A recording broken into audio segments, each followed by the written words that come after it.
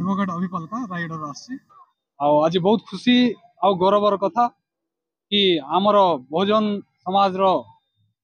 माने भगवान बिरसा मुंडा तत्संगे संगे विश्वरत्न भारत रत्न नारी समाज मुक्तिदाता एवं भारतर संविधान निर्माता बाबा साहेब डॉक्टर अम्बेडकर प्रतिमूर्ति आज रायगढ़ जिलार कल्याण ब्लॉक रे उन्मोचन होती। बहुत खुशी गर्व एवं गौरवर कथा यह माध्यम आम समाज को आमर